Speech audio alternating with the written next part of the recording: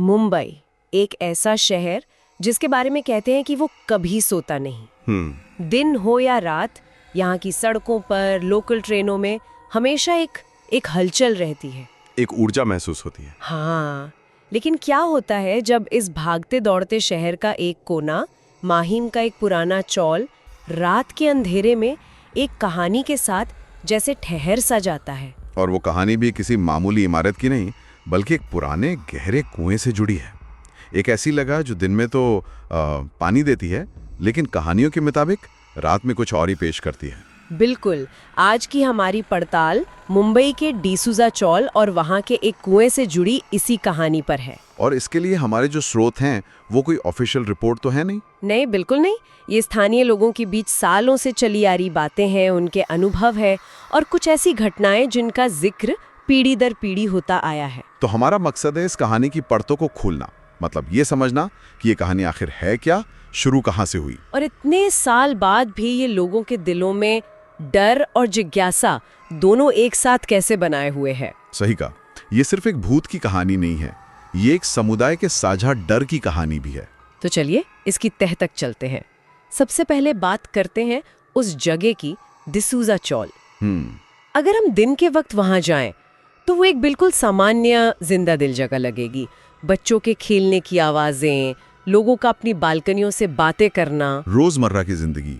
चौल का माहौल ही ऐसा होता है, सब एक दूसरे को जानते हैं, दरवाजे अक्सर खुले रहते हैं। हाँ, एक मजबूत समुदाय। बिल्कुल।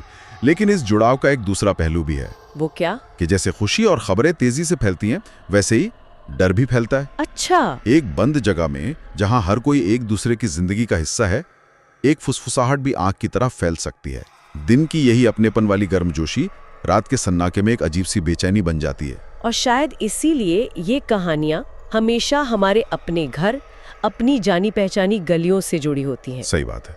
किसी अनजान वीरान हवेली से ज्यादा डर तो अपने रोज के रास्ते पर किसी अनहोनी का होता है।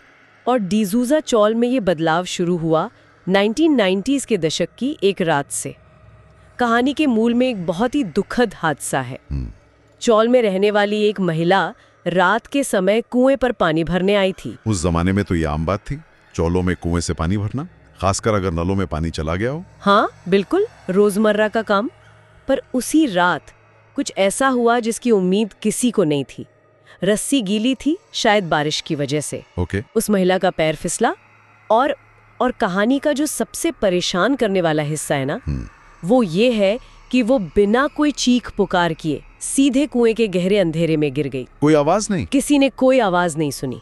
उस रात वो घर वापस नहीं लौटी। और अगले ही पल में नहीं। ये तो एक तार्किक व्याख्या हुई, लेकिन कहानी के नजरिए से इसका क्या मतलब है? कहानी के नजरिए से देखें तो यही खामोश मौत इस विचार को मजबूत करती है कि उसकी आत्मा उसी एक पल में, उसी सदमे में हमेशा के लिए अटक कर रह गई। हाँ, चीखना एक तरह का रिलीज होता है ना? मदद की पुकार होती है। बिना चीख के जाना मतलब वो पुकार अंदर ही रह गई, अनकही, अनसुनी। और शायद यही अनसुनी पुकार बाद में दूसरे तरीकों से बाहर आने लगी। और शायद इसीलिए उस हादसे के कुछ ही महीनों बाद लोगों ने अजीब चीजें महसूस करना शुरू कर दिया। यहाँ से कहानी एक नया मोड़ लेती है। लोगों ने एक साए को देखना शुरू किया। हाँ। और जहां तक मुझे पता है, उस साए के दिखने का एक तय पैटर्न था, एक तय समय और तरीका। बिल्कुल। जो बातें सालों से वहां कही जाती हैं, उनके अनुसार ये साया सिर्फ रात 12, साढ़े 12 से 2 बजे के बीच ही दिखाई देता था। अच्छा, एक फिक्स टाइम? हाँ, एक सफेद साड़ी में एक महिला का साया। और सबसे अजीब बात ये थी कि उसके पैर जमीन को नहीं छूते थे। मतलब वो हवा में तैर रही थी? हाँ, वो हवा में तैरती हुई बिना कोई आवाज किए चलती थी। एक बात और अजीब है। क्या?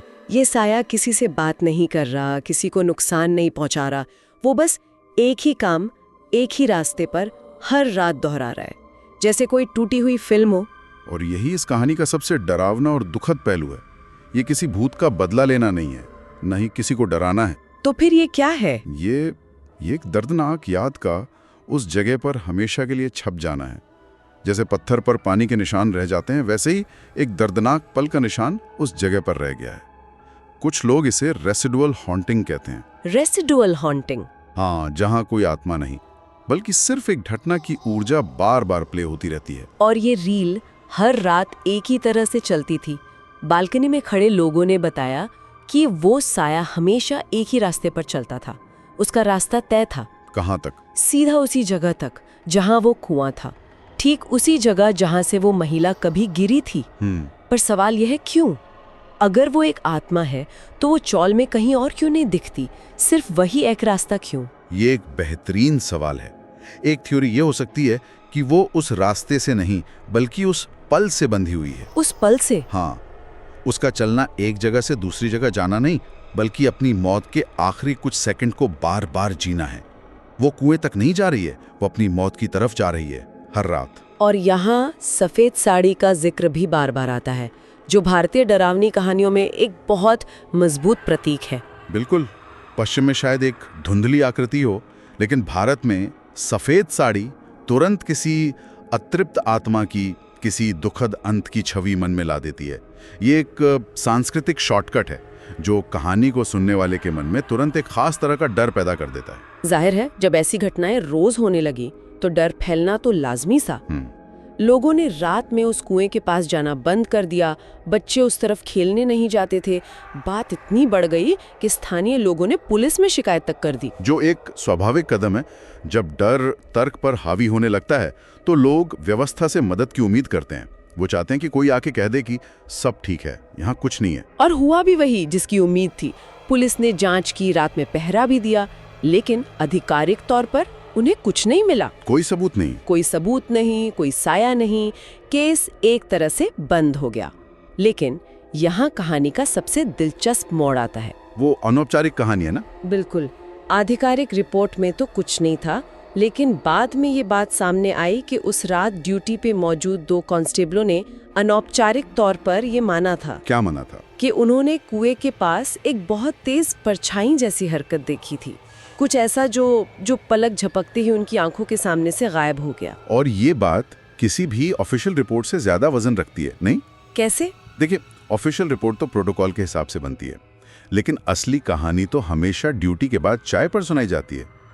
ये कहानी को विश्वसनीयता की एक अनोखी परत देता है। मतलब ये कि आधिकारिक रिपोर्ट में कुछ ना मिलना संदेह करने वालों को शांत कर देता है, लेकिन साथ ही 2 पुलिस वालों का वो अनौपचारिक बयान उन लोगों के विश्वास को और पक्का कर देता है जो इस कहानी को सच मानते हैं। हाँ, ये एक ऐसा संतुलन बनाता है जहाँ कहानी न तो पूरी तरह खारिज होती है और ना ही साबित। और इसी अनिश्चितता ने, इसी खाली जगह ने दूसरी कहानियों को पनपने का मौका दिया। हाँ, क्योंकि जब डर को कोई ठोस जवाब नहीं मिलता तो वो फैलने लगता है, और फिर ये सिर्फ आंखों का देखा हुआ सच नहीं रह जाता, बल्कि कानों से सुना और महसूस किया जाने वाला खौफ बन जाता है। सही कहा।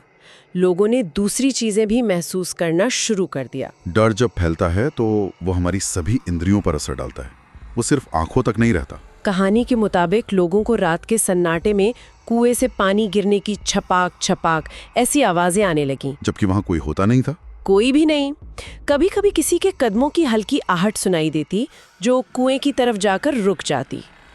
और जो सबसे ज्यादा परेशान करने वाली बात थी वो थी एक एहसास की। कुछ लोगों ने बताया कि कभी कभी ऐसा लगता था जैसे कोई बहुत धीरे धीरे दबी हुई कमजोर आवाज में रो रहा हो। यहाँ कहानी सिर्फ देखने से निकलकर सुनने और महसूस करने के अनुभव तक पहुंच जाती है, जो डर को और भी गहरा बनाता है। एक साए को देखना डरावना है, लेकिन अंधेरे में किसी के अनसुने आंसुओं को महसूस करना वो एक अलग ही स्तर का मनोवैज्ञानिक असर डालता है। और एक और अनुभव था जो कई लोगों ने साझा किया। जो लोग अपनी बालकनी से रात में कभी नीचे झांकते थे, हाँ, उन्हें कभी कभी एक पल के लिए एक धुंधली सी सफेद आकृति दिखाई देती थी। लेकिन वो भागती नहीं थी या अचानक गायब नहीं होती थी। तो फिर क्या होता था? लोगों का कहना है कि वो धीरे धीरे हवा में घुल जाती थी। हवा में घुल जाना, ये शब्द बहुत महत्वपूर्ण है। अगर कोई आकृति भाग जाए तो दिमाग उसे कोई इंसान समझ सकता है। अगर वो अचानक गायब हो जाए तो उसे आंखों का धोखा माना जा सकता है। लेकिन घुल जाना, लेकिन किसी चीज का धीरे धीरे हवा में घुल जाना, ये उसे पूरी तरह से अलौकिक बना देता है। ये तर्क की हर संभावना को खत्म कर देता है। इसका कोई स्पष्टीकरण नहीं होता। और आज भी इतने सालों बाद डिसूजा चौल के लोगों का विश्वास वही है। वो मानते हैं कि वो महिला आज भी उसी घबराहट में, उसी दहशत में वहां भटक रही है, जिसे वो अपनी मौत के उस एक पल में हमेशा के लिए फंस गई हो, एक अंतहीन लूप में। हाँ, और सबसे दुखद बात जो वो मानते हैं वो ये है कि हर रात वो किसी से मदद मांग रही है, एक ऐसी मदद जो शायद उसे उस रात नहीं मिली और आज भी नहीं मिल रही है। और यही इस कहानी का भावनात्मक केंद्र है। यही वो वजह है जो इसे एक मामूली भूत की कहानी से ऊपर उठाकर एक दुखद दास्ता बना देती है। ये सिर्फ एक डरावनी आत्मा की कहानी नहीं है, बल्कि एक अधूरी और दर्दनाक कहानी है। एक ऐसी मदद की पुकार जिसे कोई सुन नहीं पा रहा। इसी दर्द और लाचारी की वजह से ऐसी कहानियां एक पीढ़ी से दूसरी पीढ़ी तक जिंदा रहती हैं। तो अगर हम इस पूरी चर्चा को समेटें तो एक आम सा दिखने वाला चौल, एक पुराना कुआं और एक दुखद हादसा, इन तीनों ने मिलकर एक ऐसी कहानी को जन्म दिया जो कभी खत्म नहीं होती है। ये कहानी उस चौल की दीवारों का, वहाँ की हवा का हिस्सा बन गई है।